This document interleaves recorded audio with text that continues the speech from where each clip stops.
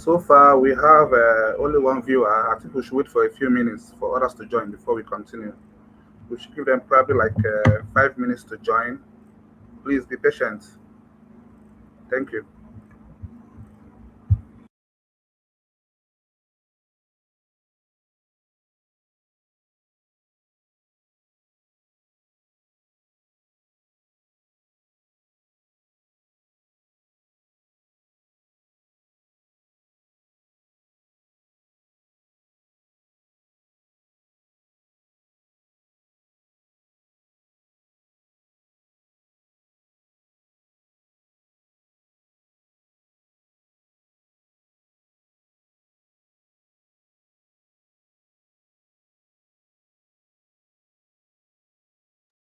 Of Southeast, South and Benue people.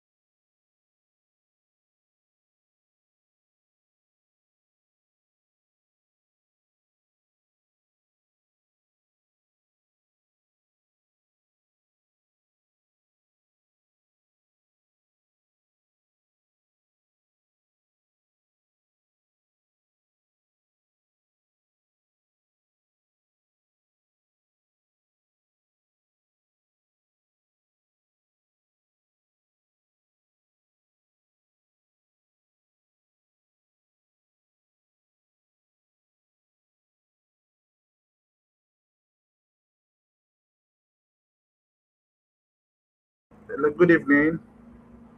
Thank you for joining. We are waiting for. We have a few audience at the moment. We want to wait for them in another 5 minutes. So by 7:40, we'll take off. So it's just 4 minutes to say. It's just 7:40. By 7:40, we'll take off. So just exercise little patience for us.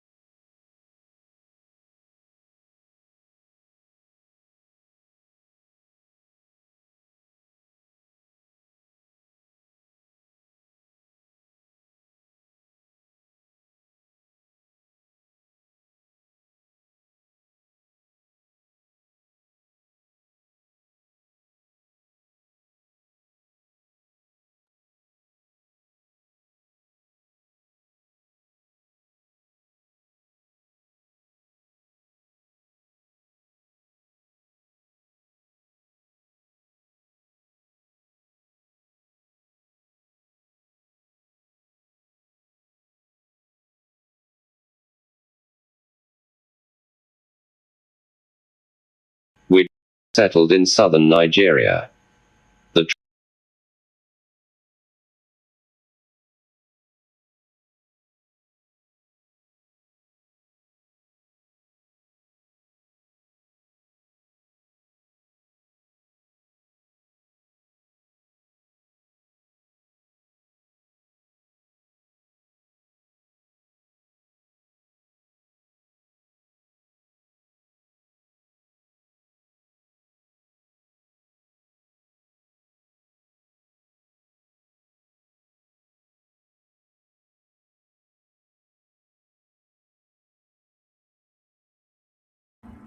So good evening once again.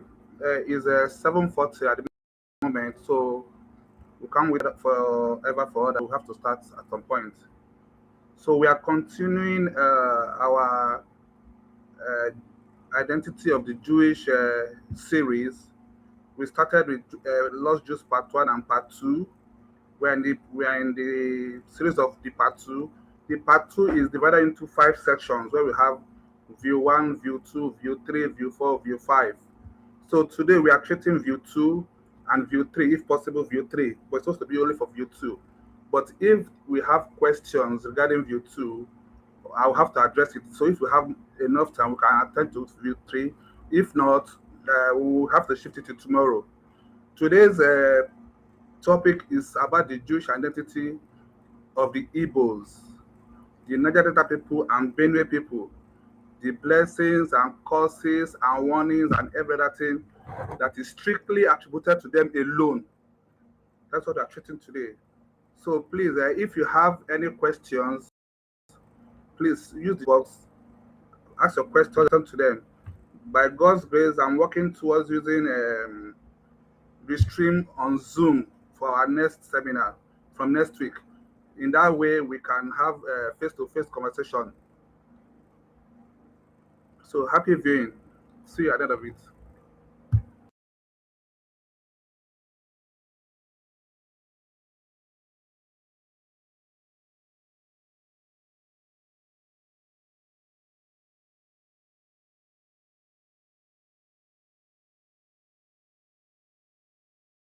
tribe of Judah, aka Biafrans, are the people of Southeast, South and Benue people.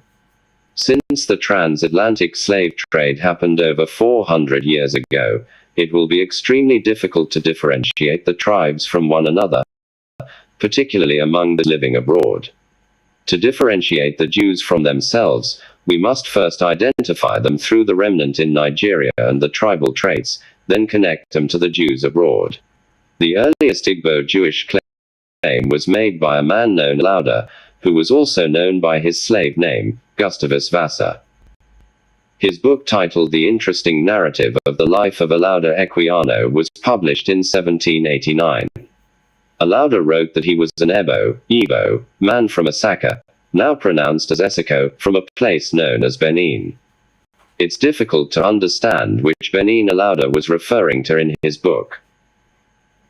The earliest map of West Africa shows that present-day countries of Togo, Benin Republic, Western Nigeria, and Old Bendel State were all regarded as a single country known as Benin.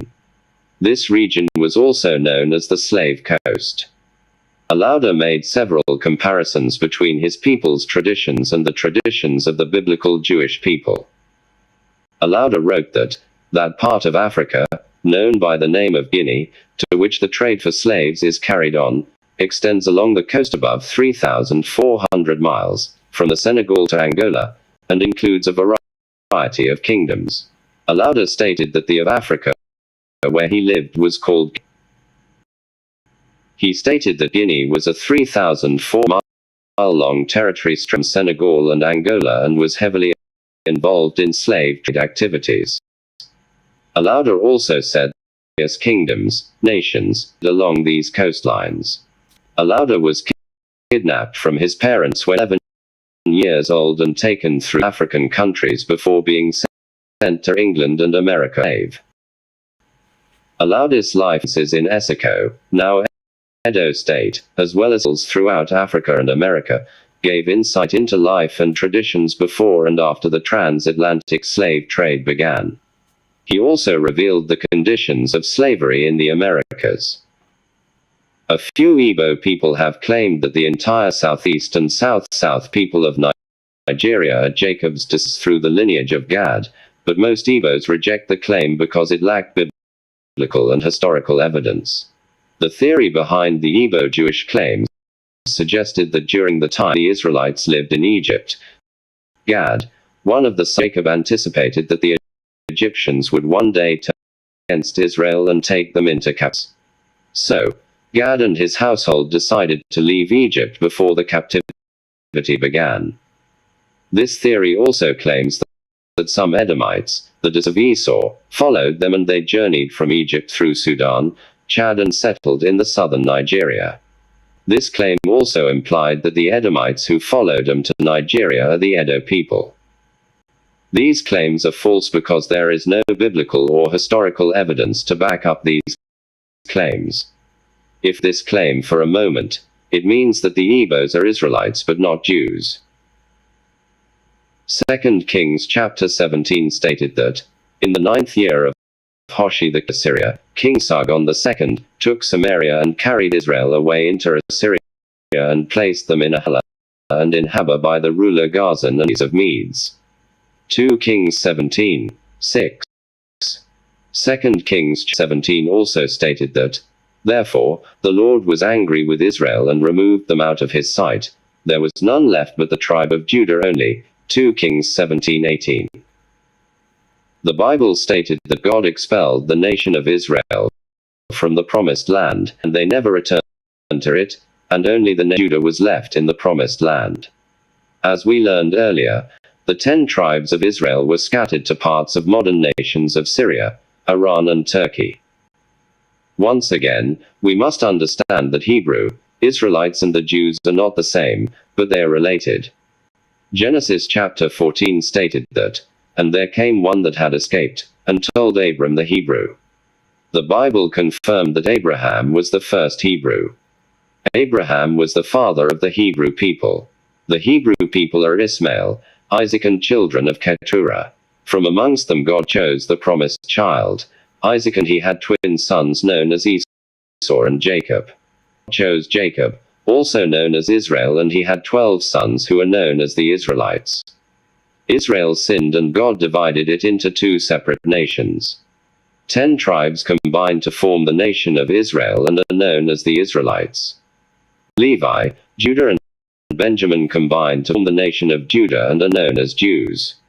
The tribes of Levi, Judah, and Benjamin are combined to form the nations of Judah, also known as Jews. Claiming to be descendants of Gad is a degrading status because the glory of the Jews is greater than the glory of Israel. The glory of the Jews is spiritual while the glory of Israel is physical. Some Ibos believe that they are somehow related to the Hebrew people, but they didn't know how they got to Nigeria. Although the Igbo people did not have written proof of the Jewish history, but they have sculptural evidence to support their claim. To identify and distinguish between the Levi and Judah tribes, we must study their ancestral attributes. The tribe of Judah are all the people of the southeast, south-south, Benue state, and Cameroon. Bible stated the following about Judah: "You are a lion's cub, Judah, you return from the prey, my son. Like a lion he crouches and lies down, like a lioness, who dares to rouse him? The scepter will not depart from Judah, nor the ruler's staff from his feet, until he to whom it belongs shall come, and the obedience of the nations is." Genesis 49:9-10. The Bible also stated that, and though Judah was the strongest of his brothers and a ruler came, 1 Chronicle 5:2.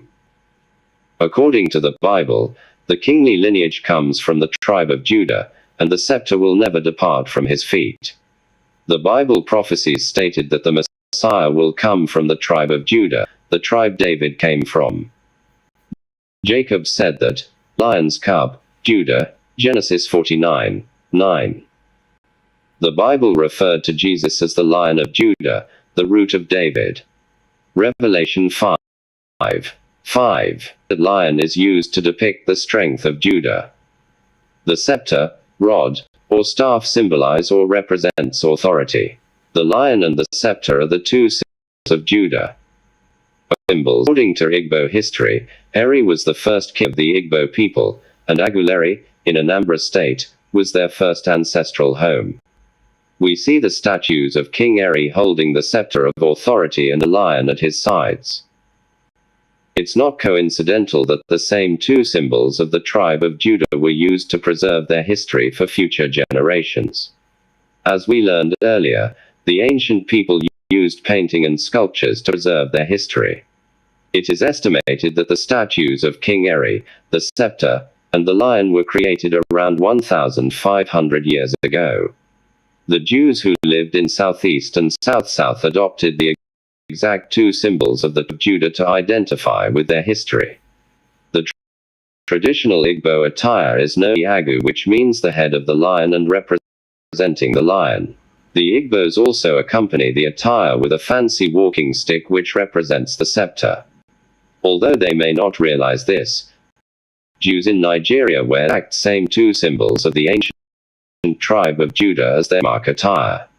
Despite being expelled from Israel, the Jews never forgot their history and although other members of the tribe of Judah, such as the Niger-Delta and Benue states, don't see Iagu dress, but they use the scepter to connect with their ancestors.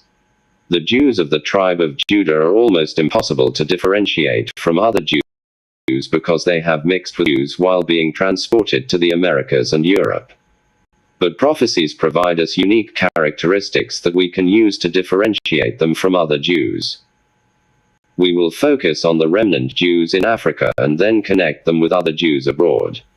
The Testaments of the 12 Patriarchs are books that describe the characteristics of the 12 tribes of Israel in detail. The Patriarchs are the 12 sons of Jacob. The 12 Patriarchs are the founding fathers of the 12 tribes of Israel. What does testament mean? Testament is defined as to testify to something that serves as a sign or evidence of a specified fact, event or quality. In ancient Hebrew tradition, a father would gather his children to bless and talk to them for the last time before dying. We see the same thing in Genesis chapter 49, when Jacob gathered his sons to himself and to bless them. When Judah was about to die, he gathered his children around him and prophesied the following to them. Judah stated that, "And in the south, there came upon us a greater war than that in Shechem. And I, my brethren, and pursued 1,000 men, and 2 of them 200 men and 4 kings. 2 And I went up upon the wall, and I slew mighty men. 3 And so we captured Hazor and took all the spoil." Judah 4, 1-3. The Bible stated that, "And though Judah was the strongest of his brothers," 1 Chronicle 5, 2. The Bible also confirmed that Judah was the strongest of his brothers. Before we continue, it's important to understand that God sometimes uses animal characteristics to depict an individual, a group of people, or a country. We see some examples such as Jesus is depicted as the Lamb of God, Satan is depicted as the dragon, America is depicted as the eagle. Personality traits of Judah are likened to or compared to that of a lion. Judah's description of himself fits the style of a warrior, and the Bible confirmed that he was the strongest of all his brothers. Judah is referred to as the Lion of Judah. Judah possesses several lion-like characteristics, including power, aggression, toughness, and ruggedness. Oladua also explained the same thing about his people. Alauda wrote, "Of these the most considerable is the kingdom of Benin, both as to extent and wealth, the richness and cultivation of the soil, the power of its king, and the warlike disposition of the inhabitants." Alauda explained that his people had warlike appearance or stature. When we look at the stature, physique, and body frames of typical young men from the southeast and south-south regions, they perfectly fit the profile. Jews from the southeast and south-south regions are naturally stronger, naturally built physiques, naturally rugged, naturally bold and daring and always back like a lion. The Jews from Judah are a very daring and battle-ready people. They constantly clash with any government. This was the pattern of behavior of the Jews lived during and after the days of Jesus. Luke chapter 6 states, and Matthew and Thomas, James the son of Alphaeus, and Simon who was called the Zealot. Luke 6:15. Some of Jesus' disciples were from the tribe of Judah, including Simon, who was a former zealot. Zealots. The Zealots were an aggressive Jewish group agitating for the establishment of the Jewish and freedom from the Roman authorities. We can see the same pattern of behavior from two different Jewish groups from different times. This was the same pattern of behavior towards that began in 64 AD, during Emperor Nero's reign led to the Jews' expulsion from Israel in 70 AD. Judah continued, I was swift in my youth and obedient to my father in everything. Judah 1 also stated that, I know that I raced and caught it. Judah 1. The hind is a female deer and a very agile and fast. Judah also fits the characteristics of an athlete. He had to be a fast runner to chase and catch a hind. By the sovereign Lord is my strength. He makes my feet like the feet of a deer. He enables me to go on the heights. Habakkuk 3:19. According to the verses above, athleticism was a characteristic of the tribe of Judah. Over the years, we have seen the same athletic abilities among Jews in southeast and south Nigeria. The Jews have always dominated the Nigerian track and field sports.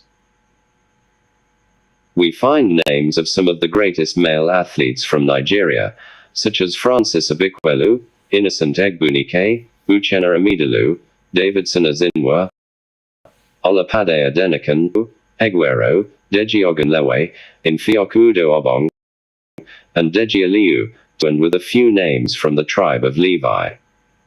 We see the same athletic abilities in female Jews. We find names of some of the greatest female athletes, such as Blessing Okigbe, Chioma Ajunwa, Mary Onyali, Patience Orge, Falalat Oginkoya, Gloria Alozi, Favor Afili, Charity Opara, Chioma Onyekwia, Mercy Akide, just to name a few. 75% of Nigeria's greatest athletes, both male and female, came from the southeast and south, which are direct descendants of Judah. We see a few Jews from the tribe of Levi having the same attributes. Any tribe or people can do what Judah can do, but Judah does it better and effectively because they are more endowed with these special abilities. We also see this trait with Jews that are scattered all over the world.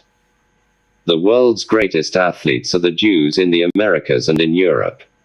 Jews abroad have mixed up, making it impossible to separate them, but these Jews are most likely to be from the tribe of Judah. Judah said, and it came to pass, when I became a man, that my father blessed me, saying, Thou shalt be a king, prospering in all things. And the Lord showed me favor in all my works, both in the field and in the house. Judah 1:6-7. Here, God promised the kingly bloodline to the tribe of Judah, and with the assurance to prosper all things. God assured Judah of favor in all his works, both in the field and house. The tribe of Judah is endowed with great prosperity. That's why they are the most successful business people in Nigeria.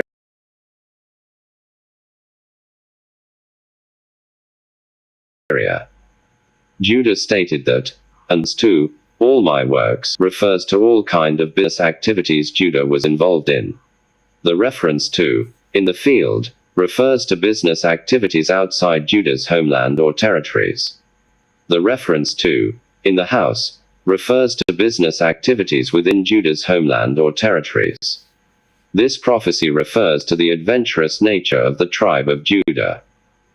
Like the lion, the southeast and south-south people are adventurous and widely traveled.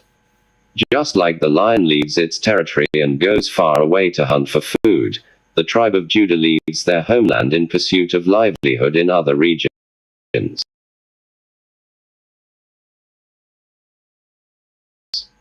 The Jews of Judah go to distant regions extremely blessed, but it was also prophesied that many of them will abandon God because of love for money and women. Judah warned his children, saying, "And now, I command you, my children, not to love money, or to the beauty of women, because of money and beauty I was led astray to Bathsheba the Canaanite." Judah 30. According to Genesis chapter 38, Judah married Shua, Bathsheba, a Canaanite woman, but the Bible didn't explain the circumstances surrounding their marriage. Judah said, "Because for the sake of money and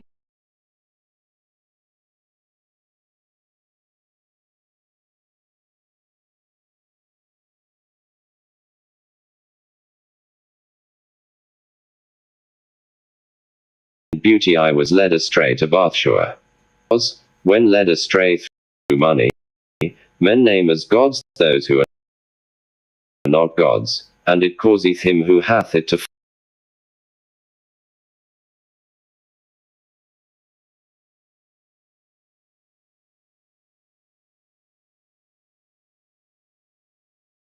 fall into madness. For the sake of money, I lost my children, and had not my repentance, a Canaanite woman, which led to the death of his son. After the death of his first son, Judah compelled his other 2 sons to marry Tamar, and which resulted in the deaths. Judah admitted that his actions caused the deaths of his 2 sons. Judah said, "And I know what evils ye will do in the last days. Beware, therefore, my children, of fornication, and the love of money, and hearken to Judah your father." Judah 3. 36-37. Judah spoke with certainty, when he said, "For I know that, because of these 2 things, love for women and money, shall my race fall into wickedness." Judah 3:31. Judah warned his children that the love for money and women will be a major weakness, and the downfall of Jews from tribe of Judah during the end time. We would be lying if we say we don't see this trait among the Ibos today. Everybody love money, but the Jews of Judah, aka Ibo people, love for money is beyond measure. Ibos literally use their own lives for rituals just to have money. It's interesting to know that Judas Iscariot, who betrayed Jesus for money, was from the tribe of Judah. We see Jews of Judah in the south have involved in disgraceful activities because of money. Activities such as kidnapping, smuggling of hard drugs. They are involved with ritual, production of fake drugs, prostitution, internet fraud and all kinds of frauds, just to name a few. Judah continued, and he said, "And walk not after your lusts, nor in the imaginations of your thoughts, in haughtiness of heart, and glory not in the deeds and strength of your youth, for this also is evil in the eyes of the Lord." Testimony of Judah 3:2. What does this mean? Lust means strong sexual desires. Haughtiness means arrogance or pride. Glory means splendors or luxuries. Deeds means achievement. Strength means ability. Judah warned that his descendants would become lustful, arrogant, boastful, and intimidate others because of the great wealth and success that God had bestowed upon them. Judah said, "Now I have much, my children, because of your lewdness and witchcrafts, and idolatries which ye shall practice against the kingdom, following them that have familiar spirits, diviners, and demons of error." Judah continued, "Ye shall make your daughters singing harlots, and ye shall mingle in the abominations of the Gentiles." The key phrases here are as follows: lewdness and witchcrafts, and idolatries which ye shall practice against the kingdom, following them that have familiar spirits, diviners, and demons of error. Ye shall make your daughters singing girls and harlots. Ye shall mingle in the abominations of the Gentiles. Judah prophesied that his descendants would be involved in lewdness and witchcrafts, and idolatries, following the familiar spirits, diviners, demonic doctrines. The prophecy says, "Ye shall make your daughters singing girls and harlots." Judah lamented that his female descendants would become immoral singers, prostitutes, and involved in all kinds of sexual immorality. The prophecies stated that, "Ye shall mingle in the abominations of the Gentiles." Who are the Gentiles? Gentiles means a people without God, having no regards for God. According to the Bible, Gentiles are Japhetic people who live in Europe and Asia.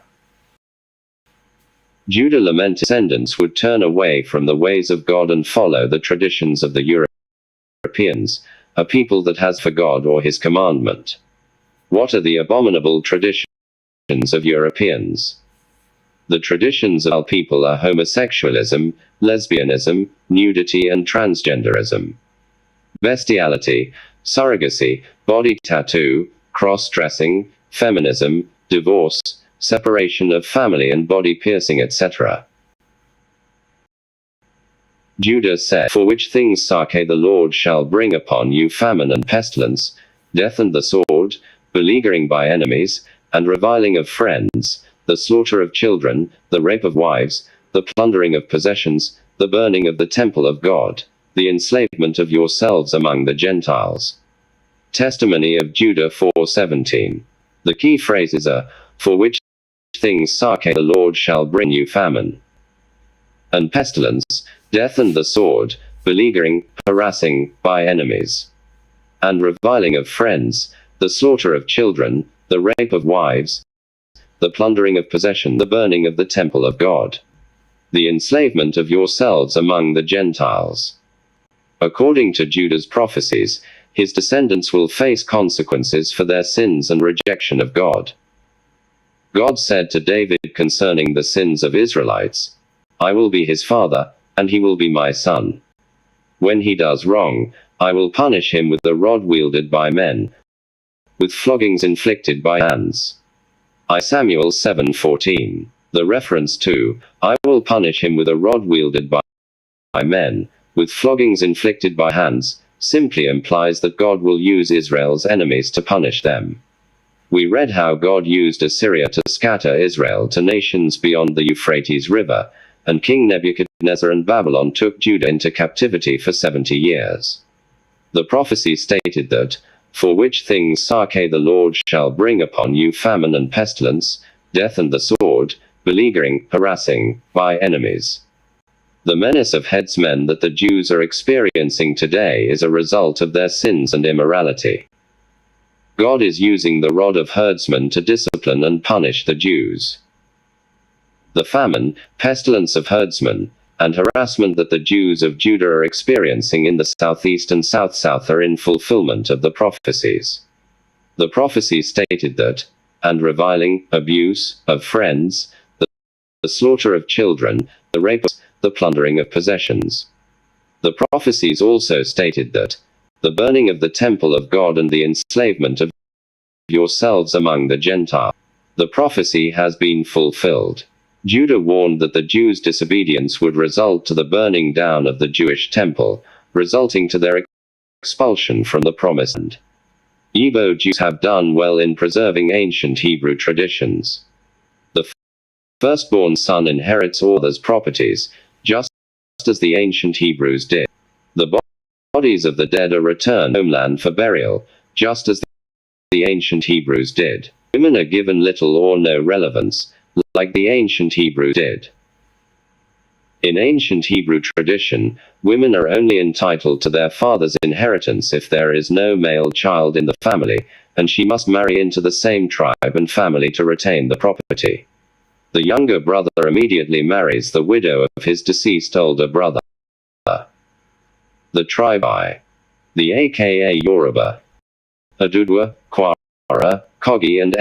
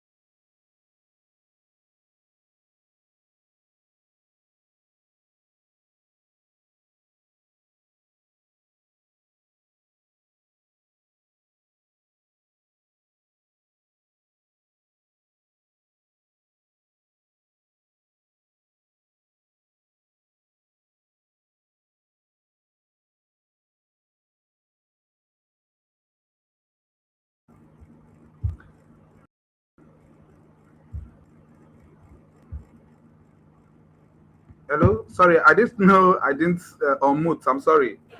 What I was saying earlier was that we have completed the viewing of the identity, the Jewish identity of the Ibos, the Niger-Delta and the Benue State people. So far, we had only 4 to 5, 6 viewers. They are not much, probably because of traffic, or probably they are not back from work or something. So I was expecting to see some questions so that I can attend to them. So far, no question. Okay, there's a question now. Let me see if I can attend to them. There's one just pop right now. Okay, okay, so you can hear me. Sorry, like I said earlier, I forgot to unmute. So I've unmuted now. So as I was saying earlier, we don't have much viewers. We just have a 4 right now, but it was about 6 or 7 before. It goes up and down. So we just attended to the Jewishness of the Igbo people, Niger-Delta and the Benue State people. So we're going to continue by viewing the identity of the Yoruba people, Kogi, Kwara, and Edo State people as the tribe of Levi.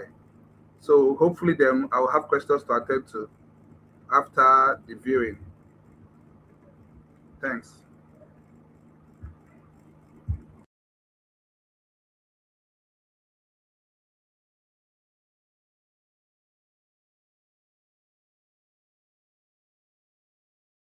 Edo State people. The descendants of Levi are the entire people of western Nigeria, which are Lagos, Ogun, Oyo, Osun, Ondo, Okiti, Kwara, Edo and Kogi states. The descendants of Levi also extended to modern countries such as Benin Republic, Togo, Ghana, Liberia, Sierra Leone, Ivory Coast, Gambia, Senegal and Guinea. Unlike the Ibos, who knew they had Hebrew connection but couldn't explain it, the Yorubas never knew about the Jew heritage and never claimed it. The Southwest people are known as Yorubas, and they claim to be descendants of Adudwa, son of Lamurudu, who was a king in Mecca. Not everybody in western Nigeria are Yorubas. The bloodline Yorubas are descendants of Canaan, the fourth son of Ham. Bible stated that, "So I have come down to rescue them from the hand of the Egyptians and to bring them up out of that land into a good and spacious land, a land flowing with milk and honey, the home of the Canaanites, Hittites, Amorites, Perizzites, Hivites and Jebusites." Exodus 3:8. According to the Bible, the Canaanites were the original owners of the land of Israel. The Canaanites were scattered among nations in the Arabian Peninsula after they were driven from the land of Israel. One of the places the Canaanites settled, Mecca, in present-day Saudi Arabia. Adudwa and his bloodline descendants in western Nigeria are not Jews. The Yorubas make up less than 1% of the people that settled in western Nigeria. How and when did the Leviticus Jews became known as Adudwa people? According to your history, King Lamurudu and his son, Prince Adudwa, were powerful and influential idol worshippers in Mecca. In the 630 AD, when the Islamic Revolution began in Mecca, Mohammedans, followers of Muhammad, invaded the Lamurudus, destroyed all his idols and killed him. King Lamurudu was killed, but Adudwa and his household were able to escape, and fled to western Nigeria. Prince Adudwa and his entourage arrived in western Nigeria between 650 to 700 AD and brought some idols with him. According to Yoruba history, Adudwa and his entourage met people at Ife when they arrived, and the spiritual temple had already been established by Obatala. If Adudwa met people in Ife, where did the people he met in western Nigeria come from? Adudwa was a prince, so he most likely arrived in Nigeria with a 100 to 200 people entourage. 200 people overturn a bloodline that had lived in this region at least 830 years and had migrated up to Senegal and Gambia, and with a minimum population of 1,500,000 people. Some believe that the people of western Nigeria migrated from Sudan, making them descendants of Ham. This is a complete fabrication, with no historical or biblical evidence to back up its claims. We all learned that the Hausa migrated from Sudan and are also ancient Egyptians. The Western and Northern Aryans are not identical in any way, and their racial profiles are a testament to this fact. Islam is the only thing that the southern and northern Nigerias have in common. We continue with the prophetic identification of the Leviticus people, now known as the Yorubas. Since all Jews were chased out of Israel at the same time, it makes sense to conclude that both the tribes of Judah and Levi arrived on Nigeria's coastline at the same time. Why did Judah and Levi travel and settle in the same location? Before we provide the answers, we must identify the characteristics of Levi and his descendants. Levi chapter 1 stated that the copy of the words of Levi, the things which he ordained unto his sons, according to all that they should do, and what things should befall them until the day of judgment. Levi 1:1, and by thee, Levi and Judah shall appear among men, saving every race of men. Levi 1:14. Just as we read about Judah, when Levi was about to die, he gathered his children himself and explained what would happen to them up until the day of judgment. Levi told his children that both his tribe and the tribe of would produce the Messiah, who would come to save humanity. Levi continued, he said, and from the Lord's portion shall be thy life, and he shall be thy field and vineyard, and gold, and silver. Levi 1:15. The key phrases here are, he, God shall be thy field. Field means a profession career path. He, God shall be thy vineyard. Vineyard means garden or plantation or an estate. This implied that the Levites shall live and labor in the house of God. He shall be thy fruits, gold, and silver. Fruits means blessings or welfare, and gold mean wealth. These prophecies literally meant that the descendants of Levi would devote their entire lives to serving God only. The Lord's portion shall be thy life. What portion did God assign to Levi and his descendants? Levi narrated to his children he encountered 7 angels, and they ordained him as a priest unto the Lord. And there again I saw a vision as the former, after we had spent there 70 days. And I saw 7 men in white garment, saying unto me, Arise, put on the robe of the priesthood, and the crown of righteousness, and the breastplate of understanding, the garment of truth, and the late of faith, and the turban of the head, and the ephod of prophecy. And verily carried these things and put them on me, and said unto me, From hence become a priest of the Lord, thou and thy seed. Levi 3:15. The prophecy says, From hence become a priest of the Lord, thou and thy seed forever. It's important to understand that the priesthood of Levi didn't end with him. It continued with his descendants. The prophecy stated that, thou and thy seed forever. This meant that both Levi and all his descendants would be priests and prophets forever. Levi continued, he said, and some of them shall be high priests, and judges, prophets, and scribes. For by mouth shall the holy place be guarded. Levi 3:29. Here, the classified the priesthood of the Leviticus people. The classification of the priesthood of Levi as follows. Some will be high priests to pastors. Some will be judges referring to prophets. Some will be scribes referring to and authors of God's words. This ordination implies that only the Levites will have the authority to speak God's words, and through them alone will God speak to his people. Not everyone in the tribe of Levi is a priest or prophet, but if priests or prophets are needed in Israel, they must be from the tribe of Levi. What did the other patriarchs say about Levi and Judah? Reuben said, Therefore, I command you to hearken to Levi, because he shall know the law of the Lord, and shall give ordinances for judgment, and shall sacrifice for all Israel until the consummation of the times, as the anointed high, of whom the Lord spake. For he, Levi, shall bless Israel and Judah, because him hath the Lord chosen to be king over all the nations. Reuben 2:26-29. Simeon said, And now, my children, obey Levi and Judah, and be not lifted up against these two tribes, for from them shall arise unto you the salvation of God. For the Lord shall raise up from Levi as it were a high priest, and from Judah as it were a king, God and man, he shall save all the Gentiles and the race of Israel. Simeon 10-11. Judah said the following about Levi and his descendants. And now, children, I command you, love Levi, that ye may abide, and exalt not yourselves against him, lest ye be utterly destroyed. For to me the Lord gave the kingdom, and to priesthood, and he set him beneath the priesthood. To me he gave the things upon the earth, and to him the things in the heavens. The heaven is higher than the earth, so is the priesthood of God higher than the earthly kingdom.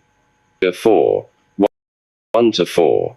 Issachar said, And Levi and Judah were glorified by the Lord among the sons of Jacob. For the Lord gave them an inheritance, and to Levi he gave the priesthood, and to Judah the kingdom. Issachar 1:43. And leaving husbandry, they, Levi and Judah, will follow after their own wicked devices, and they shall be dispersed among us, and shall serve their enemies. Issachar 2:3. Dan said, And there is unto you from the tribe of Judah and of Levi the salvation of the Lord, and he shall make war against Belial. Dan 2:10. All the arcs of Israel made it clear to their descendants that the kingdom of God and salvation of mankind would be established through the tribes of Levi and Judah. Simon said, The Lord shall raise up from Levi as it high priest, and from Judah as it were a king, God and man. Simeon 3:11. What does this statement mean? The statement implied that the Messiah would be both God and man. The Messiah would reign as high priest in heaven and as a king on earth. This means that Jesus first lived on earth as Jesus is current in heaven as the high priest in the heavenly tabernacle. Jesus will reign as king on earth when he returns. Naphtali said to his descendants, And I saw, for I was there, and behold a holy writing appeared to us, saying, Medes, Persians, Chaldeans, Syrians, shall possess in captivity the tribes of Israel. Naphtali 2:8. Naphtali also said, And Joseph fled on a little boat, and we were all divided upon 9 planks, and Levi and Judah were together. 15 And we were all scattered unto the ends of the earth. Naphtali 2:14-15. God revealed to Naphtali in a vision the names of the nations that will enslave the 12 tribes of Israel and how they will be scattered around the world. Naphtali's vision revealed that all the 12 tribes of Israel would go into captivity. The vision also revealed that the 12 tribes of Israel would be carried away by boats. The vision stated that the Israelites will be carried to 9 different locations throughout the world. Naphtali revealed the following about the enslavement of the 12 tribes of Israel. A holy writing appeared to us, saying, Syrians, Medes, Persians, Chaldeans, Syrians, shall possess in captivity the 12 tribes of Israel. Naphtali 2:8. Naphtali's vision was full when Israel sinned, and God allowed the Assyrian king to capture and scatter them among nations that are beyond the Euphrates River. We already learned that the Assyrian king captured Israel and scattered them among the Medes, Persians, and Syrians, just as Naphtali saw in a vision. The combination of Levi, Judah and Benjamin makes up the nation of Judah. The Chaldeans are the Americans, and we have already learned about how they came to Africa, captured the Jews, and carried them to the Americas as slaves. The prophecy stated that Levi and Judah were together, and we were all scattered unto the ends of the earth. Naphtali 2:14-15. It's interesting that Naphtali specifically mentioned that Levi and Judah would be together, and they would be carried away in the same boat as slaves. If the Americans would capture and carry Levi and Judah as slaves together, It means they would need to be in the same location. It's important to understand that the destinies of Levi and Judah are intertwined. This means anywhere Levi goes, Judah must follow. The destinies of Levi and Judah serve the same purpose on earth. The tribe of Judah is given the right to produce the king. The tribe of Levi is given the responsibility to anoint kings chosen by God and provide spiritual guidance to them. As king, Judah would provide leadership and defend the nation. The high priests and the prophets would provide spiritual guardians to both the kings and the people. This explains why there's always a prophet attached to the kings of Israel and Judah. Examples of some kings and prophets attached to them are King Saul and Prophet Samuel, King David and Prophet Nathan, King Solomon and Prophet Nathan, King Rehoboam and Prophet Abijah, King Ahab and Prophet Elijah, etc. And King Zedekiah and Prophet Jeremiah, the last king of Judah. The prophecy stated that, "And from the Lord's portion shall be thy life." If we look closely at the ancient map of Israel, we see that the tribe of Levi did not receive any land as inheritance. The book of Numbers 18 stated that, "I give to the Levites all in Israel as their inheritance in return for the work they're serving at the tent of meeting." Numbers 18:21. The Levites didn't receive any inheritance. God compensated the appointed with all the tithes from other tribes to support their well-being.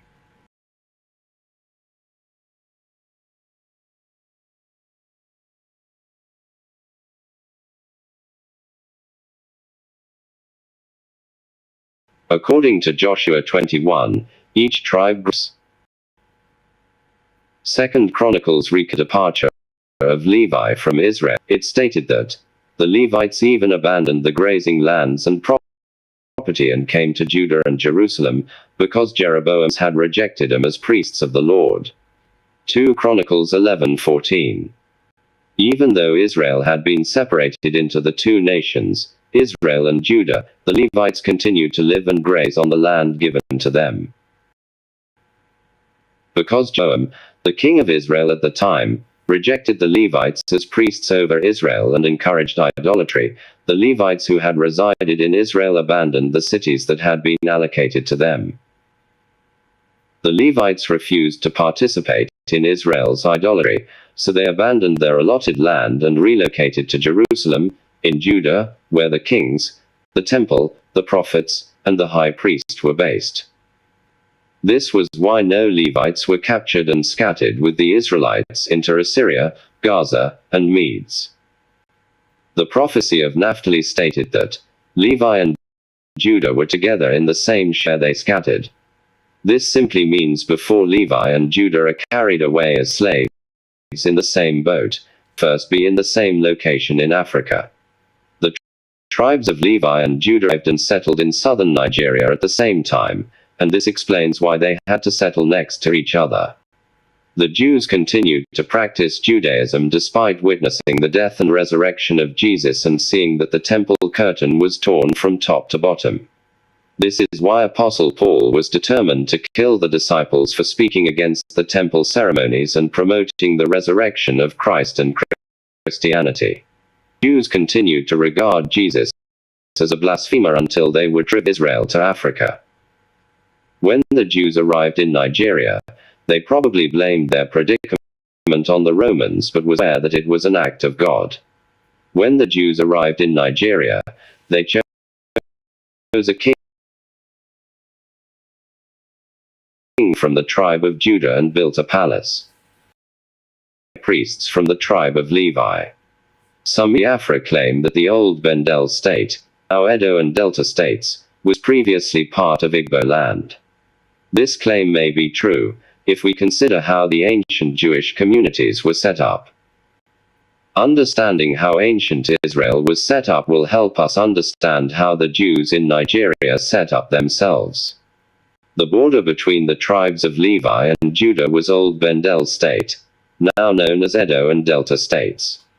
2 Chronicles stated that, "Then Solomon began to build the temple of the Lord in Jerusalem on Mount Moriah." 2 Chronicles 3:1. From the above verse, we learn that the ancient Jewish temple was built inside Jerusalem, in the territory of Judah. If the Jews that arrived in Nigeria were to build a temple, it would be in Judah's territory, Igbo country, just as it was in Israel, where they were driven from. It's mandatory for the Levites to settle near the tribe of Judah so that the people and prophets might be close to the kings, and it is also customary for appointed high priests to live within the temple. Edo State is home to one of the largest structures in the world. Historians call it the Walls of Benin. The Edo people call it Ya. The strange thing about this Great Wall is that nobody, not even the Europeans or the Edo people, knew who built it or when it was built. Historical records show that the Great Wall is 9,900 miles, 16,000 kilometers, long. It was estimated that the Great Wall was built in early 800 AD, and it was completed in the late 1400 AD. I believe that the Great Wall was built much earlier than 800 AD because it would not take the Jews more than 700 years to reconnect with the God. The British invaded the now Edo State in 1897, destroyed most part of the temple and stole most treasures in it. There are many similarities between the Great Wall of Benin and the first tabernacle built by Moses. We can see the temples, yellow circles, were built inside a smaller area within the walls. We also see another wall, red circles, where the high priest performed their rituals. We also see architectural resemblance between the Great Wall of Benin, burned Second Jewish Temple, and the proposed Third Jewish Temple in Israel. The yellow circle showed the temples within the walls or fences. The red circles showed the walls or fences. This is not coincidental. The Jews in Nigeria knew exactly what they were doing when they built the Great Wall. The only difference between the Great Wall in Benin and other Jewish temples is that it is cylindrical or round, while the others are square in design. This is the current images of the wall of the Great Wall of Benin. Before the transatlantic slave trade began, Alauda gave us an idea into the traditions of the people of southern Nigeria. Alauda wrote that, as our manners are simple, our luxuries are few. The dress of both sexes is nearly the same. It generally consists of a long piece of calico, or muslin, wrapped round the body, somewhat in the form of a highland. Allah explained that the Jews wore calico fabric as a wrapper around their waists. This is where the entire southern Nigerian people got their wrapper tradition from. We see the Edo, the Yoruba and the South traditional priests wear wrapper. Men and women wear wrapper in the southern Nigerian societies. Alauda wrote, I have before remarked that the natives part of Africa are extremely cleanly. This necessary habit of decency was with us a part of religion, therefore we had many purifications and washings, indeed, as many, and used on the same occasions. Those that touched the dead at any time were obliged to wash and purify themselves before they could enter a dwelling house. Every woman too, at certain times, was forbidden to come into a dwelling house, or touch any person, or anything we ate. Alauda explained the religion of his people required perfect cleanliness. Cleanliness was a major practice of the ancient Judaism religion. After God instructed Moses to build the earthly tabernacle, God gave him several ceremonial laws that will be practiced in the temple by the high priests. The ceremonial laws are listed in Leviticus chapter 15. One of such ceremonial laws was, if the man spits on you, you must wash your clothes and bathe yourself in water, and you will remain unclean until evening. Leviticus 15:8. Judaism was a very hygienic religion. Alauda wrote that, though we had no places of public worship, we had priests and magicians, or wise men. They calculated our time, and foretold events, as they imported. From Alauda's narration, it's clear that the Jews, especially the high priests, meant they had abandoned Judaism.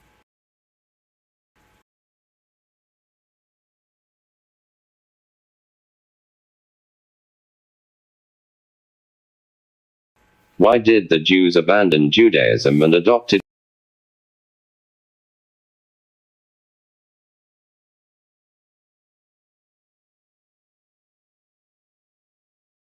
returned to the sins of their ancestors, who were us? Therefore, this is what the Lord says, I will bring on them a disaster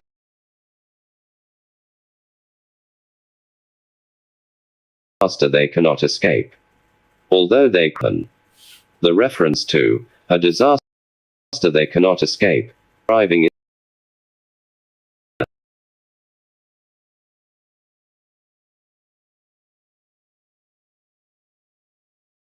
land of Israel. The prophecy said Jews would try to pray to God as a people with the hope that God would guide them to return to Israel as he did in the past, but God would not hear them. Why did God ignore the prayers of the Jews? God did not hear the prayers of Jews because they prayed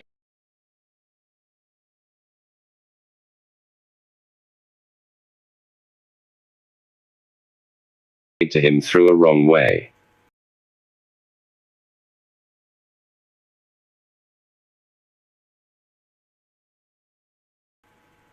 Instead of praying in the name of Calvary had replaced Judaism and its temple ceremonies, which is why the Tin 2 Allowed us said that we had priests and magicians, or wise men.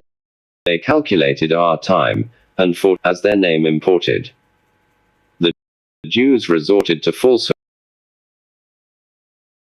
They didn't hear from God.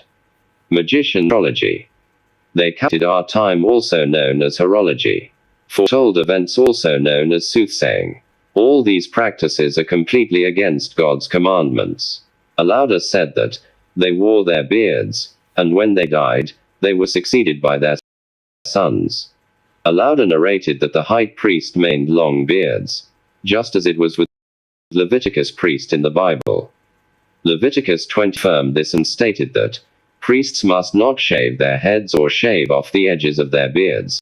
Leviticus 21:5. King Eri also maintained Obatala was also depicted as having a long beard. The Jews built the Great Wall of as the permanent site for the temple. The appointed high priests from the tribe of Levi lived within and around the temple, while other Levites settled in various parts of western Nigeria.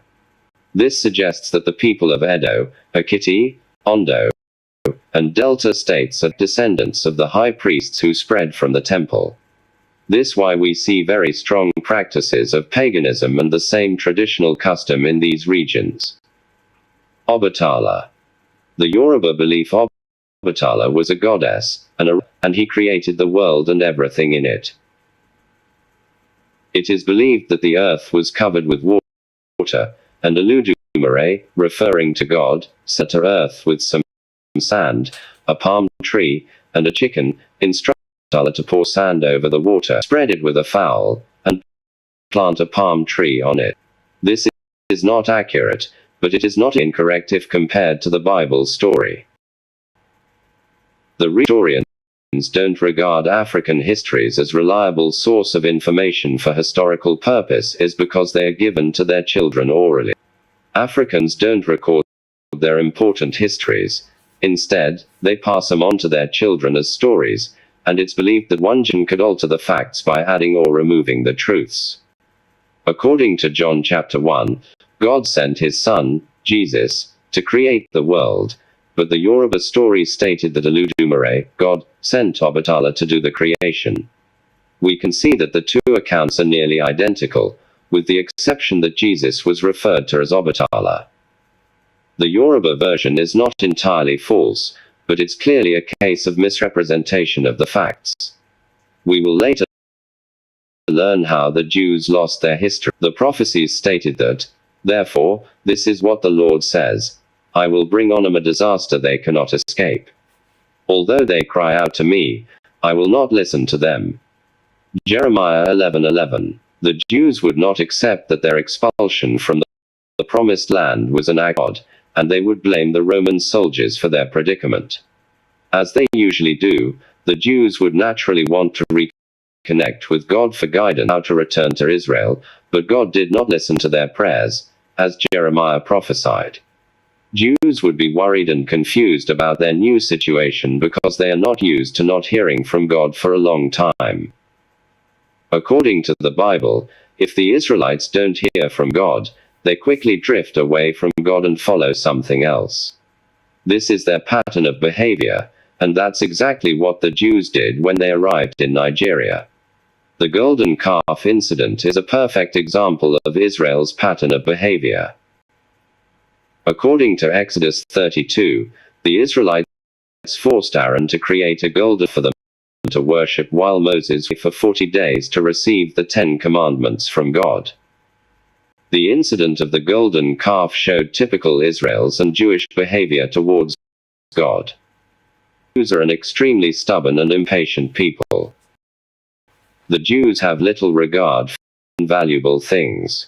If Jews don't hear from God on time, they quickly abandon him. This was exactly how our fathers behaved but were driven from Israel. If Jews didn't change throughout Bible history, it's very unlikely that they changed when they arrive in Africa. What religion did the Jews after abandoning Judaism? The Jews, particularly the Levites, are spiritual people. When the Jews did not hear from God, they became spiritually empty, so they turned to other things to fill the emptiness. The account of Simon the sorcerer depicted the typical Jewish behavior. Chapter 8 stated that, "Now for some time a man named Simon had practiced sorcery in the city and amazed all the area. He boasted that he was someone great. 10 And all the people, both high and low, gave their attention and exclaimed, and is rightly called the great power of God. Followed him because he had amazed them for a long time with his sorcery." Act 8, 9-11. After the death and resurrection of Jesus, during the Apostles' era, Jews continuously involved in sorcery, divination, and others of magic. Since most Jews at the time rejected Jesus, it is logical to assume that they brought these practices to Africa. Alaudis stated that, "We priests and magicians, or wise men. They calculated our time, and foretold events." Alauda confirmed that the Jewish high priest practiced sorcery, magic, astrology, and other forms of falsehood. Obatala was a mortal man, a goddess as we are led to believe. Obatala was not a Yoruba man. He probably helped establish Ife and died before Adudwa arrived. Obatala was a Levite and a high priest. Like the high priests of Benin, Allah misled the Jews in other parts of western Nigeria into embracing falsehood. Obatala is not a common name in western region. Obatala is a Hebrew name like Obadiah, Obedian, Obedias, Obt, etc. The name is also identical to recorded names who were carried to the Americas, such as Obatala, Obati, Abatare, Olabate, Adobatar, etc. The Ifa religion. Obatala led the Jews to embrace sorcery, divination, root cutting and making charms, and it was these practices brought about the Ifa religion. Other modern Leviticus nations are Benin Republic, Togo, Ghana, Liberia, Sierra Leone, Ivory Coast, Senegal, Gambia, and Guinea. All these nations also embraced the Ifa religion. Wikipedia stated that Ifa is a religion that is practiced through the use of divination, sorcery, cutting of roots to make charms, and adoration of the dead. This practice originated from the ancestral homeland of the Yoruba people. Obatala led the Jews and assisted to develop these falsehoods into the Ifa religion, and he also helped to build the Ifa spiritual temple.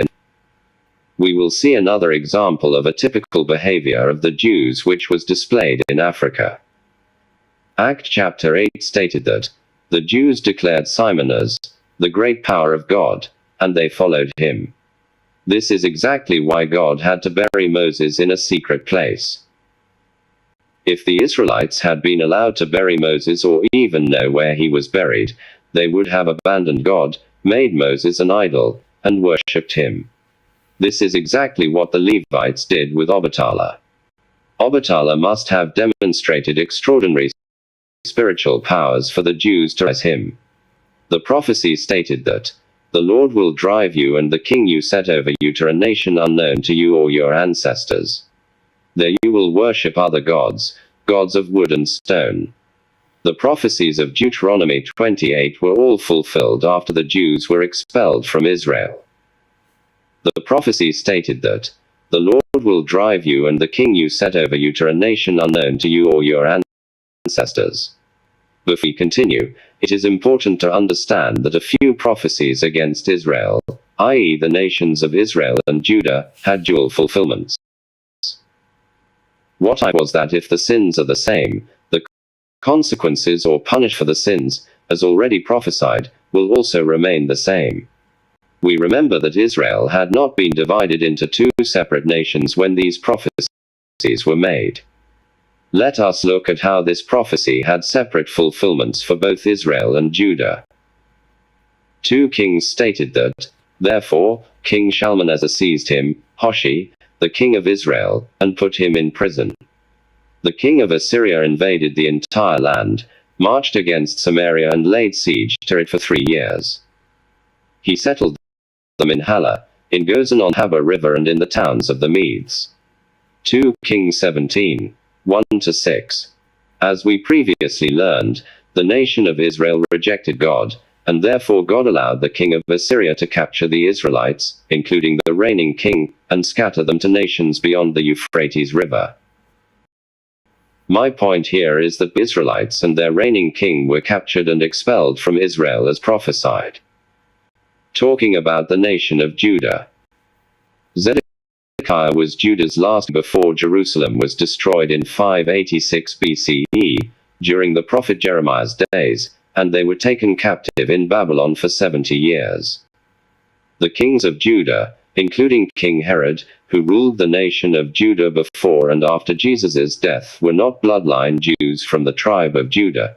In fact, they were Edomites, descendants of Esau. The Jews clearly rejected Jesus and Calvary and therefore rejected God. As Moses prophesied, God used Roman soldiers to scatter both Jews and Edomites, including the reigning Edomite king, to Africa. The Jews were expelled from the promised land in 70 AD, which was the first time this prophecy was fulfilled against them. The prophecy stated that the Lord will drive you and the king you set over you to a nation unknown to you or your ancestors. The term king here referred to the kings that the Jews, both the tribes of Levi and Judah, would choose for themselves when they arrived in Africa, and the Jews and the kings they chose for themselves were all conquered and carried to the Americas as slaves. The prophecy also stated that there you will worship other gods, gods of wood and stone. The tribe of Judah did not appoint non-Jewish kings, but they did practice pagan religion. The Igbo goddess is referred to as Amadioha, the deity of thunder and lightning. On the other hand, the Levites appointed Adudwa, a Canaanite, as their divine king, and they still worship him to this day. The current Uni holds Adudwa's office and title today. We could see that the symbol on the crowns of both Adudwa and Uni is the same.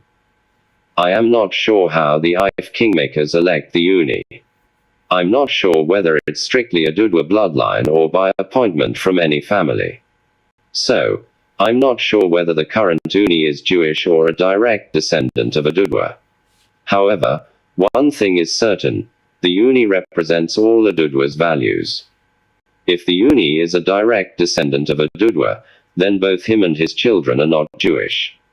The seat of the Uni of Ife is a pagan office. Adudwa brought idols to Nigeria, and he taught the Jews how to make idols that represented natural elements such as fire, water, thunder, wind, and iron. The prophecy stated that there you will worship other gods, gods of wood and stone. God had warned the Israelites to avoid the ways of the Canaanites in Deuteronomy 7. Deuteronomy 7 stated that when the Lord your God brings the land you are entering to possess lives out before you many nations, the Hittites, Girgashites, Amorites, Canaanites, Perizzites, Hivites and Jebusites, 7 nations larger and stronger than you. In Deuteronomy 7, God said, "Do not intermarry with them. Do not give your daughters to their sons or take the daughters for your sons, for they will turn your children away from following me to serve other gods." The Canaanites were the owners of the land of Israel, but God drove them out because they and other nations polluted it with idolatry. God strongly warned Israel not to associate with the Canaanites and other nations that had lived in Canaan land because they were capable of turning the hearts of the Israelites away from God. This is exactly what Adudwa did to the Jews. Adudwa, a Canaanite, helped to turn the Jews' hearts away from God. God drove the Canaanites out of Canaan land because they practiced idolatry. The Canaanites scattered throughout the Arabian Peninsula. It was for this same reason King Lamurudu was killed during the Islamic Revolution, and Adudwa and his family were expelled from Mecca. God confirmed his covenant with Israel, Deuteronomy 7, saying, "For you are a people holy to the Lord your God. God has chosen you out of all on the face of the earth to be his people, his treasured possession." Deuteronomy 7:6. The Jews are the chosen and holy people of, and they are forbidden to worship other gods, but they allowed Adudwa to lead them astray and adopted his idolatrous lifestyle. That's why the following deities are prominent among sites. Such god is Sango, god of thunder; Ogun, the god of iron; Yemaja, goddess of marine spirit; Morimi, god of fire; Oshun, goddess of fertility and river. The statement underlined in red is from Wikipedia, which stated that Adudwa was a divine king of the Yoruba people. Divine mean. Divine is defined as of or like God, or just as God is God, so is Jesus, because he is God's son. In the same way, Adudwa is the god of the people. This means that the current Uni of Ife is also the god of the Yoruba people. According to prophecy, the Leviticus Jews will worship Adudwa, a human and a false god, as their divine god. When the Jews crowned Adudwa as king and began to worship him, came the god. Many Leviticus Jews this statement, but it doesn't mean it's not true. When the Jews celebrate the annual Alojo festival, they foolishly worship Adudwa. The Alojo annual festival is an ancient fest that celebrates Adudwa. The prophecy states, "There you will worship other gods of wood and stone." Deuteronomy 28:6. We see Leviticus Jews honoring Adudwa's Alojo festivals by playing and celebrating with several idols. It's important for Jews to understand that the Alojo festival and all other traditional festivals are unbiblical in it's paganism, and they are idolatry and satanic. This will also be the fulfillment of prophetic against the Jews. When you partake in a Yoruba traditional festival, such as the Alojo event, you are honoring Adudwa, who represents the Uni. It is believed that there's worship over 400 deities. These deities are also worshipped in other Leviticus nations, such as Togo, Benin Republic, Ghana, Ivory Coast, Sierra Leone, Senegal, Gambia, and the entire Guinea region. The book, titled Sailing to Western Sudan with a Portuguese Cartographer. The book was about a cruise voyage to India through West Africa. In the 15th century, Gary, Portuguese cartographer, and some of his crew members explained in his book titled Sailing to Western Sudan, and he narrated they encountered some Jews along the Gambian River in West Africa while searching for new sea route to India. The countries that are along the Gambia are Gambia and Senegal. The book stated that along the way they landed in sorts of places along the coast, where they traded with the natives and documented everything they saw. To Western Sudan. While looking for a shortcut to the Indian Ocean, Gary and his crew used the Gambian River. Gary wrote that one of these documents, written by an anonymous Portuguese navigator, provides us with a rare glimpse into a very strange phenomenon. A group of Jews in West Africa, near the Gambia River. Sailing to Sudan, Gary and his crew observed a few villages along the river's coastline, so they stopped, entered the villages, and spoke with the people. The following was their discovery. The crew members stated that the people who lived in the villages along the Gambian River's coastline were Jews. How did the sailors know that the people who lived along the Gambian River were Jews? Why did the sailors conclude that the people living near the Gambian River were Jewish? The above statement gives a sense of certainty and conviction. I will talk more about it. Gary said, some of the people here believe in Muhammad, but the majorities are idol worshippers. Gary said that, in this land there are Jews known as Gauls, and they are black like the rest of the inhabitants. But they have no synagogues and do not conduct Jewish ceremonies. The truth is always consistent, no matter who is telling the story. The Portuguese that some Jews who lived along the Gambian River believed in Muhammad, which mean they converted to Islam. Gary revealed the following: the people who lived along the Gambia River. Majority of the Jews were idol worshippers. The Jews along the rivers were known as Gauls. The Jews were of black skin. The Jews did not have Jewish synagogue and did not practice Jewish ceremonies. What struck me about this discovery was that there was nothing in Gambian communities that suggested that the people there were Jewish. Despite not seeing a Jewish temple or anyone performing Jewish ceremonies, the sailors concluded that the people were Jewish. The sailors could reach such conclusions because they had knowledge of the identity of the people who lived along the Gambian River. The people of Western Nigeria, Togo, Benin Republic, Ghana, Ivory Coast, Sierra Leone, Senegal, Gambia and Guinea are all Leviticus people. All the Levite nations embraced Islam and idolatry, just as the Gambians did. The Portuguese stated that the Jews that lived in villages on the Gambian River were known as Gauls. What does Gaul mean? The reviewer of the book contributed the word Gaul. He wrote that, many societies in West Africa have wandering storytellers known as griot, jelly, jowl, gaulu, etc. It seems that these are the sails our Portuguese navigator saw. Oxford defined a griot as a member of a class of traveling poets, musicians, and storytellers who maintain a tradition of oral history in parts of West Africa. The Gauls are also known as griot. The storytelling elders in West African villages were known as the griots. The village elders were known as griots, responsible for preserving and teaching the cultures and history of the latter generations. I believe some villages still practice this tradition till this day.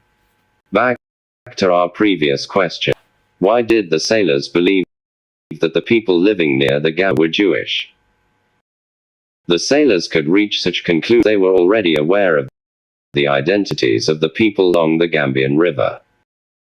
The Jews were a well-known, and the scattering of Jews from Israel by Roman soldiers was not a hidden event. It must have attracted the attention of the entire world at the time.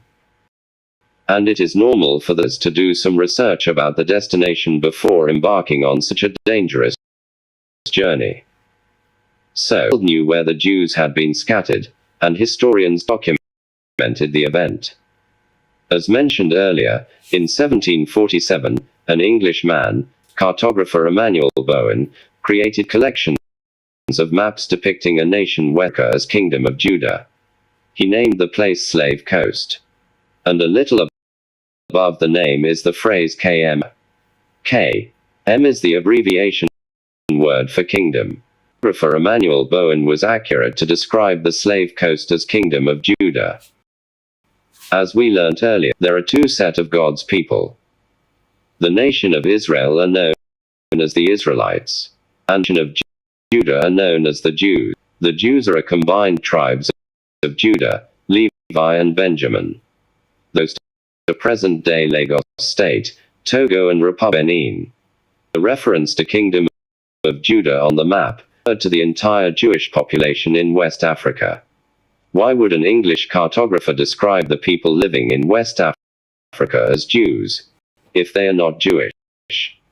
In 76, Frenchman, Duke of Orleans, gave a notation that Nigritia, meaning Negroland, was populated by the Jews.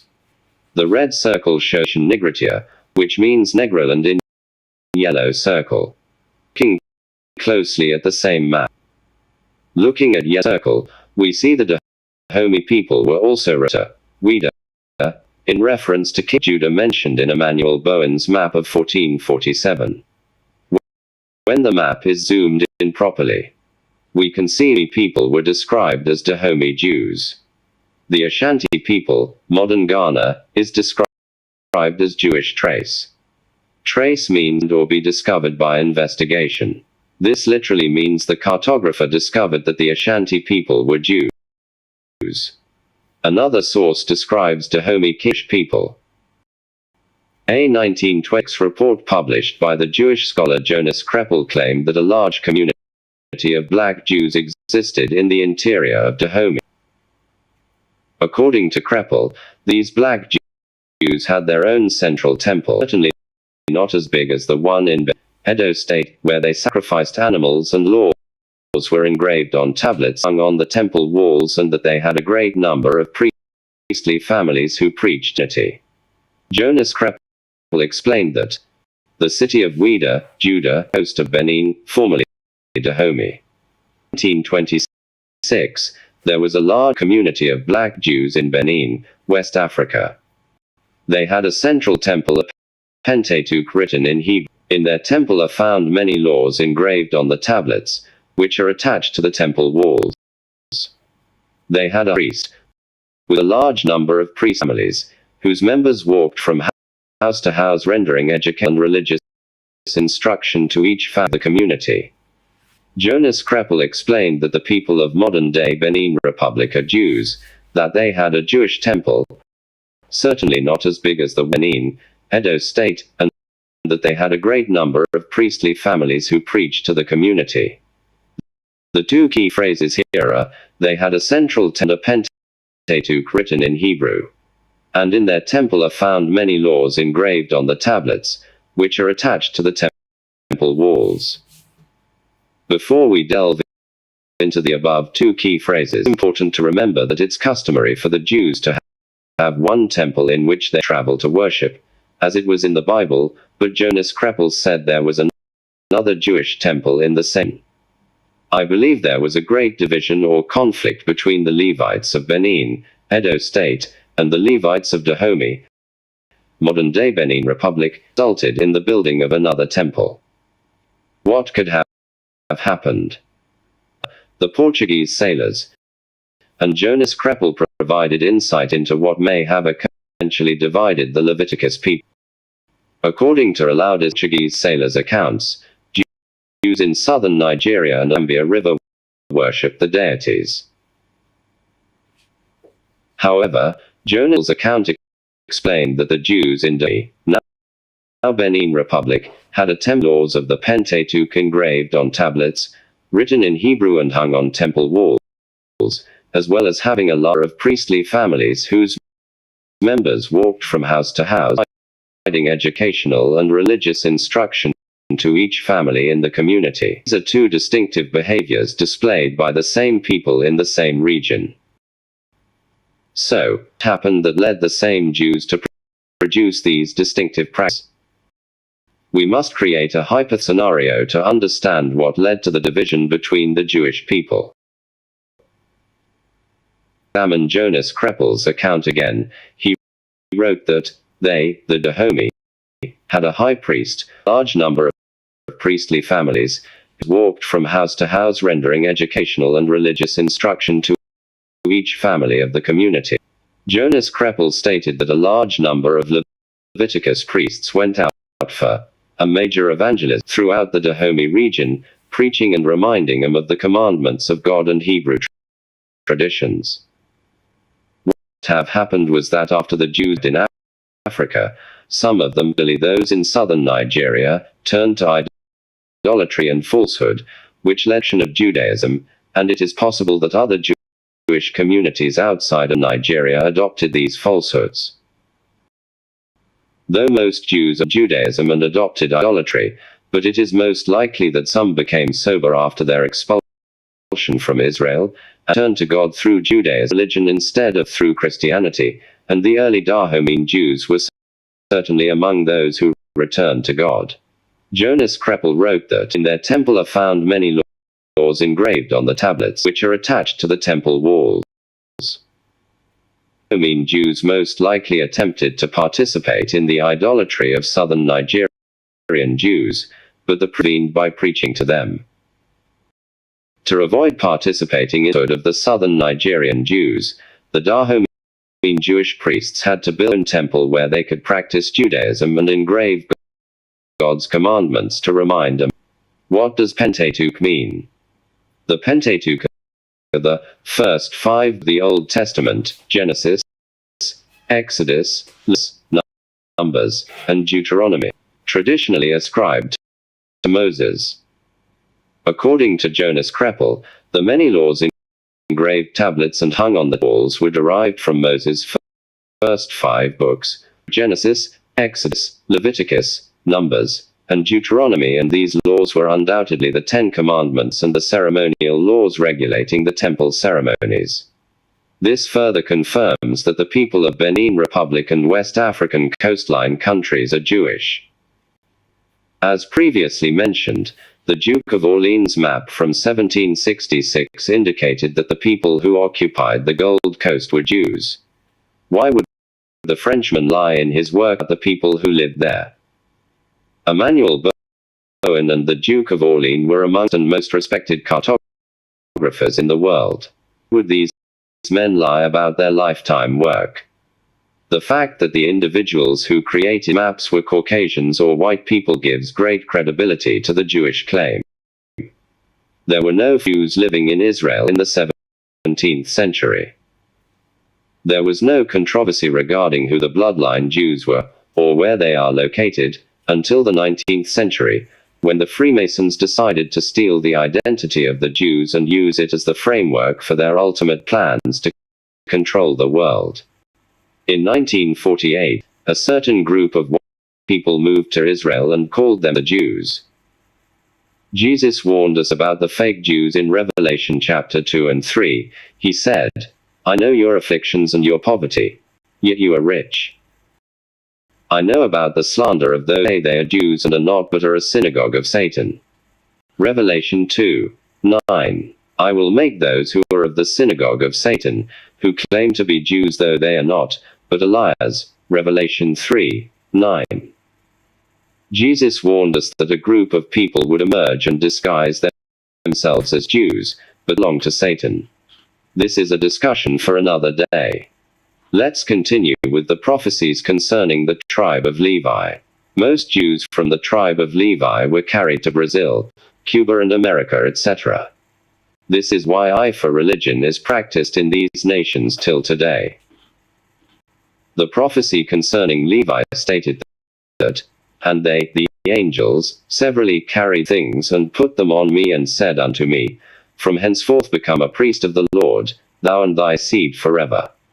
Levi 3:15. The angels informed Levi that he and all his descendants would be priests unto the Lord forever. After the Babylonian captivity, the nation of Judah never had a king from the tribe of Judah. After the Babylonian captivity, the Levites were allowed to continue performing their priestly duties. Apart from great high priests and prophets in the Bible, we have also seen evidence of great men of God among the Levites in Africa. The Great Commission of Matthew 28 empowers everybody to preach the gospel, but the Levites have greater grace to carry out God's work. The most prominent Levites were late Ayodele Joseph Babalola and late Archbishop Benson Idahosa. Anybody that is familiar with Prophet Babalola's work could compare works of biblical prophets such as Elijah. Archbishop Benson did incredible miracles and revolutionized Protestantism in Africa and around the world. We have also seen others such as Prophet Obadiah, Prophet Lamy and Prophet Joseph Irontoken. There are others such as Prophet Akande Enid, Prophet Jesse Oromode, Pastor A.E. Adeboye, Chris Joachim, Pastor Camus, Pastor T.B. Joshua, Pastor Olakoya, Pastor David Oedipo, Pastor Ibala Kani, Pastor Badejo, Pastor Abina and Reverend Duncan Williams from Ghana, just to name a few. It is important to emphasize that these men are also great scribes or authors, as prophesied by the angels. These Leviticus priests, dead and alive, have millions of all over the world. Since the 19th century, these men have been God's greatest servants in Nigeria, Africa, and the rest of the world. Is it coincident that all of God's great men are from the tribe of Levi? No, it is not. Above other people, the tribe of Levi has the responsibility to speak God's words. The Levites possess greater anointing and grace than anybody else, which allows them to accomplish God's task with ease. We also see some great pastors abroad, especially in America. The three tribes of nation of Judah have mixed, making it difficult to differentiate the Jews from one another. However, the ancient American pastors are likely to be from the tribe of Levi. Levi continued with the prophecies concerning his descendants. He said, "Therefore, my children, I have learned that at the ages ye will transgress against the Lord, stretching out hands to wickedness against him, and to all the Gentiles shall ye become a scorn. For our father Israel is from the transgressions of the chief priests, who shall lay their hands upon the Saviour of the world. And behold, I am clear from your ungodly transgression, which ye shall commit in the ages against the Saviour of the world, Christ, acting godlessly, deceiving Israel, stirring up against it great evils from the Lord.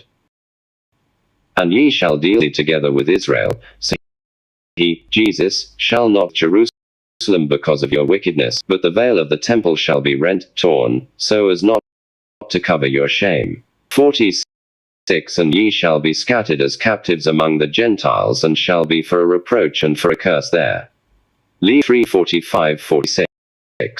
Levi knew descendants would be involved in the death of the Messiah, so he removed himself and his father, Jacob, from their misdeeds. God held the Jews partially responsible for the killing of his son, Jesus, because they rejected him and chose Barabbas instead. Most Jews chose Barabbas over Jesus. The Pharisees who handed Jesus to the Romans to be tortured were not Levites or Jews, they were Edomites, the descendants of Esau. Despite Jesus' incredible signs and wonders, the Jews still chose Barabbas.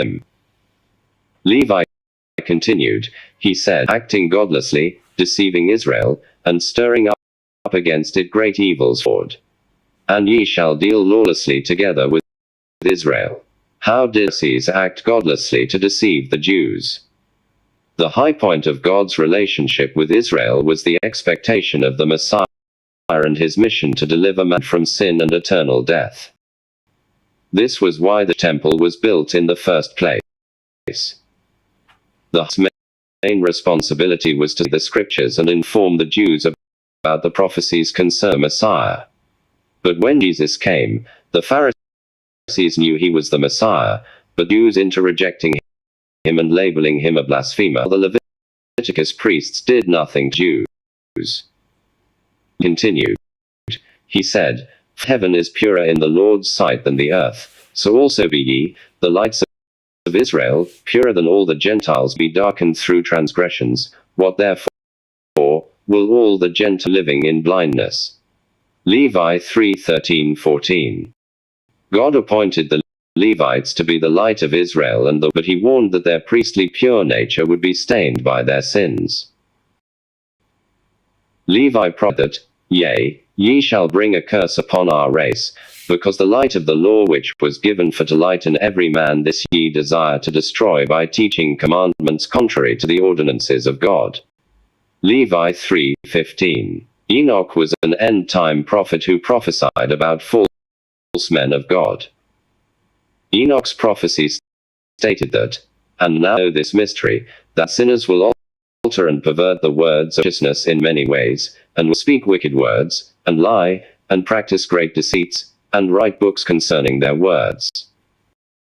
Enoch 104:10. The key words here are to alter, which means to change, and to pervert means to misrepresent, and his prophecies have already been fulfilled. Levi stated God would bring curses upon his descendants for destroying the commandments of God. Levi prophesied about the evil his descendants would commit against God. The offerings of the Lord ye shall rob, and from his portion shall ye steal portions, eating them contemptuously with harlots. Levi 4:16. The prophecies were initially intended for the bloodline of Levites, but they are also extended to those who would oppose God's truth. The prophecies stated that the evil Levites would steal God's money, live in choice mansions and extravagant life, such as drive luxury cars and private jets. We would be in denial if we don't see the fulfillment of these prophecies today. The prophecy stated that, from his portion shall ye steal choice portions, eating them contemptuously with harlots.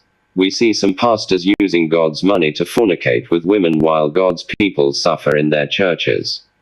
The prophecies stated that, ye will speak wicked words, and lie, practice great deceits. We see pastors molesting members in God's name, performing fake miracles in God's name, and making ritual in churches. We see the fulfillment of these prophecies in the churches today. These shameful conduct have destroyed the church.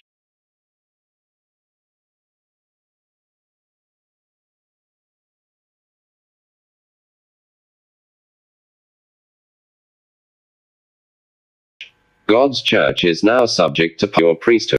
Ye yourselves up against men, and not only so, but also against the commands. Levi 4:18. What does puffed up mean? Puffed up and attitude of self-importance, arrogant and pompous behaviors. According to this prophecy, because of the honors, prominence, and popularity the ministry brings, many pastors would become arrogant, elevate themselves above the people, and lord over them. We see the disgusting behaviors of modern pastors and how they lord over God's people. Levi stated that, and ye shall be puffed up, also against the commands of God. Levi 4:18.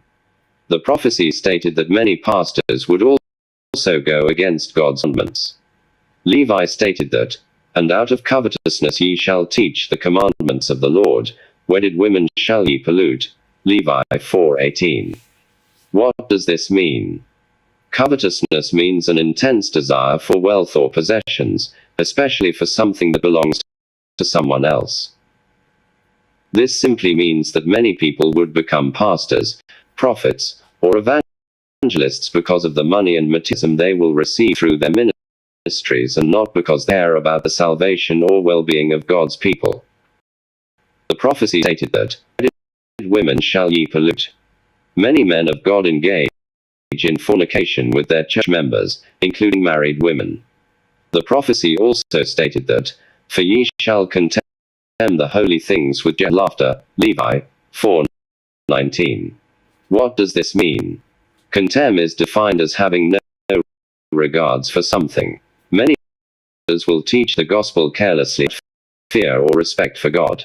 Many pastors will teach God's commandments with lackey, jokes, laughing, and all kinds of unseriousness.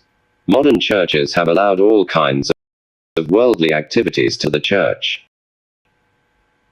Worldly activities such as wedding ceremonies, burial ceremonies, gay marriage ceremonies, music concert, fashion parade, Valentine celebration, comedians in the church, birthday celebration and Halloween celebration. The prophecy stated that, therefore, temple, which the Lord shall choose, shall be laid waste through your uncleanness, and ye shall be captives throughout all nations. 21. And ye shall be an abomination unto them, and ye shall receive everlasting shame from the righteous judgment of God. Levi 20:21. There are four parts to the above prophecies. The first part of the prophecy stated that, therefore the temple, which the Lord shall choose shall be laid waste through your uncleanness. The first part of this prophecy was fulfilled after Jesus' resurrection. The second part of the prophecy stated that, "Ye shall be captives throughout all nations." The second part of the prophecy was fulfilled when the Jews, including Levites, were expelled from the land of Israel.